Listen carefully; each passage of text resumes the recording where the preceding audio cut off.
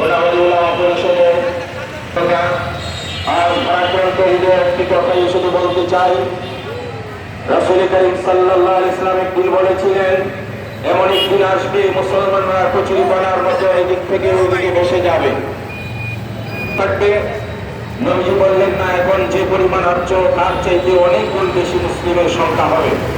সাহাবায়ে কেরাম বললেন, তাহলে যেন মুসলমানদের এমন দুর্দিন আসবে?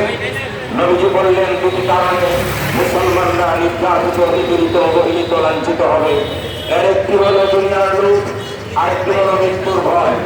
বাস্তব জীবনের কথা হলো, আজ মুসলমানরা যখন দুনিয়ার লোভে তাদেরকে রোগ থেকে বসেছে, 57টা মুসলিম রাষ্ট্র ওআইসি মুক্ত, শুধুমাত্র এই 57টা মুসলিম রাষ্ট্র প্রধান থাকা সত্ত্বেও আজ শুধুমাত্র ক্ষমতার লোভে, আজ শুধুমাত্র দুনিয়ার লোভে নিজেদের আস্তানা নিজেরা ধরে রাখা চাপ প্রয়োগ করছে।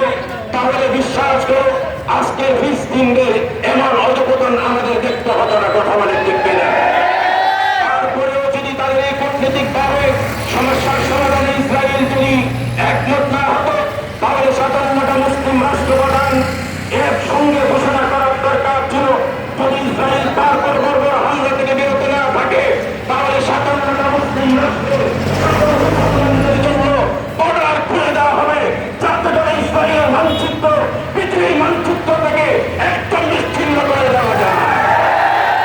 সুখীর ভাই, আমার তো মনে চাই ইসরায়েলের বিরুদ্ধে বক্তব্য দেওয়ার আগে আমার মুসলিম রাষ্ট্রের প্রধানদের বিরুদ্ধে বক্তব্য দেওয়ার, কারণ ইতিমধ্যে আপনারা দেখেছেন সারা পৃথিবীর সেরা সেরা ইসলামী স্কলার মুফতিয়ানে কেরাম কিন্তু ফতোয়া জারি করেছে।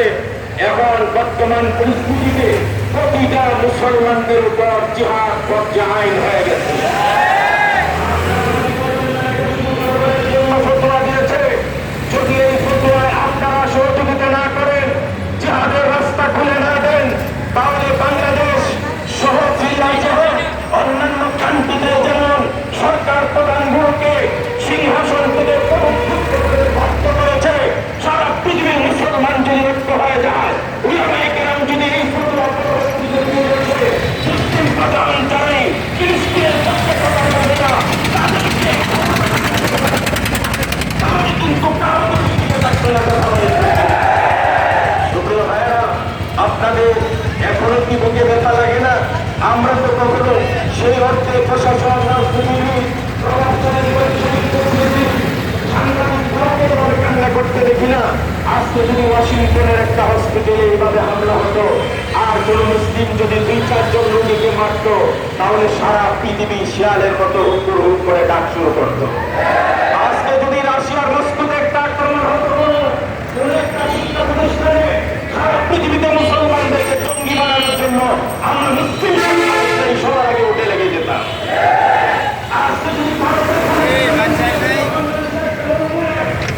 পূজা করা অবস্থায় যদি আক্রমণ করা হতো, সারা পৃথিবীকে বাংলাদেশের বিরুদ্ধে একমত হওয়ার জন্য সাংবাদিক, রাজনীতিক, প্রভাবশালী সব এক হয়ে যেত।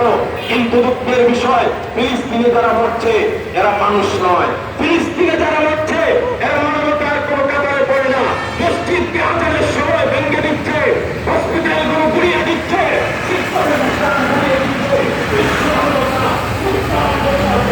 আমাদের মনে হয় হয়তো গজওয়াই হিন্দ সামনে আসছে, না হয় ঈসা আসছে, দুইটার একটা অপেক্ষা করছে। আর বেশি দেরি নয়, আমরা অপেক্ষা করছি, হয় গজওয়াই হিন্দ হবে, না ঈসার সঙ্গে থেকে তার পৃথিবীর বেঈমানের বিরুদ্ধে লড়াই করে যাবেন। আমাদের সেক্রেটারি সাহেব সহ সকলেই আপনাদের সামনে উত্থাপন করেছেন।